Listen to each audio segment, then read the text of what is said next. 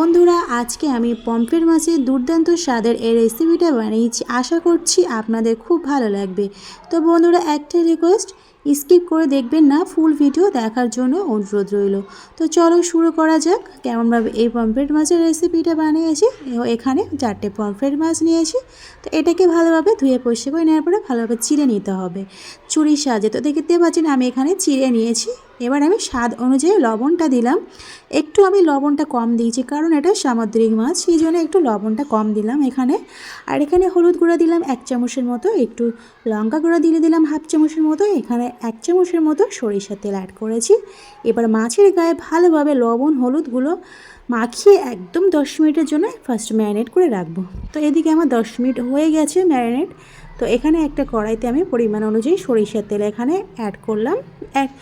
গরম হয়ে গেছে তেল, এবার আমি পমফ্রেট মাছগুলো ভেজে নেব। তো প্রথমে আমি দুটো ভেজে নিয়েছি, কড়াইটা আমার ছোটো যেহেতু সেই জন্য একসাথে আমি 4টে ভাজতে পারিনি, তাই জন্য ফার্স্টে আমি দুটো ভেজে নেব, আবার লাস্টে আমি আবার দুটো ভেজে নেব। তো এইভাবে আমি সেম প্রসেসে আমি মাছগুলো একদম ভেজে নেব। তো দেখতে পাচ্ছেন বন্ধুরা আমার মাছ ভাজা হয়ে গিয়েছে।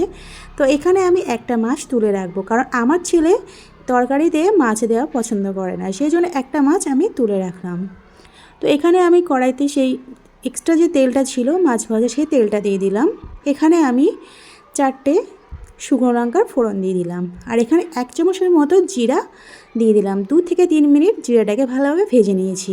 এখানে দুটো আমি পেঁয়াজটাকে বেটে নিয়েছি শিলেতে, বন্ধুরা আপনারা চাইলে মিক্সিতে বেটে নিতে পারেন। তো এবারে আমি পেঁয়াজটাকে 2 থেকে 3 মিনিট ভেজে নিয়েছি। নেওয়ার পরে এখানে 1/2 চামচের মতো আদা বাটা, 1/2 চামচের মতো রসুন বাটা দিয়ে আবার একটু ভেজে নেব। তো এখানে আমার ভাজা করা হয়ে গিয়েছে। এবারে অল্প পরিমাণ অনুযায়ী পানি দিয়ে দিলাম। এবার আমি গুঁড়ো মশলা এখানে অ্যাড করব। 1 চামচের মতো হলুদ গুঁড়া দিয়ে দিলাম, 1 চামচের মতো লঙ্কা গুঁড়া, আর 1 চামচের মতো ধনিয়া গুঁড়া, 1 চামচের মতো জিরা গুঁড়া। এখানে কিন্তু আমি কোনো গোলমরিচ অ্যাড করিনি বন্ধুরা। তো এখানে একটা টমেটো পেস্ট করে নিয়েছি, সেই টমেটোটাকেও দিয়ে দিলাম। দেওয়ার পরে মশলাটাকে ভালোভাবে কষাতে হবে যতক্ষণ না তেল ছাড়ছে। তো বন্ধুরা আমার ভিডিও যে যেখানতে পারছেন দেখছেন, দেশ বা বিদেশে বাইরে, তাদেরকে অসংখ্য অসংখ্য ধন্যবাদ আমার এই রেসিপি দেখার জন্য। আর যারা এখনও চ্যানেল নতুন, তোমাদের যদি পছন্দ হয়ে যেতে থাকে এই রেসিপিটা, তাহলে প্লিজ সাবস্ক্রাইব করে পাশে থেকে যেতে পারেন। তো এখানে দেখতে পাচ্ছেন আমি অল্প অল্প পানি দিয়ে ভালোভাবে মশলাটা কষিয়ে নিয়েছি। আরও কিছুটা পরিমাণ পানি দেব। দেওয়ার পরে ভালোভাবে নেড়ে চেড়ে নেওয়ার পরে এবারে আমি যে মাছ ভেজে রেখেছিলাম সেই মাছ ভাজাটা আমি দিয়ে দেবো। এখানে আমার ঝোলটা ফুটে গেছে। আর এখানে 3 পিসে মাছটা আমি দিয়ে দিলাম। 1 পিস তো আমি বললাম ফার্স্টে যে আমার ছেলের জন্য তুলে রেখেছি, ও কিন্তু তরকারিতে মাছ দিলে একদমই খেতে চায় না, ওই জন্য ওর জন্য আমি মাছটা তুলে রাখলাম।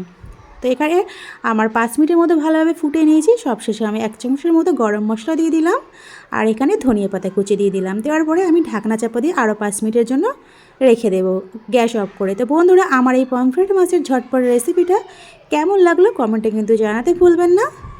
তো 5 মিনিট পরে আমি আপনাদের দেখাচ্ছি। তো বন্ধুরা কমেন্টে কিন্তু জানিও। তো আজ এই পর্যন্ত, খুদা হাফেজ।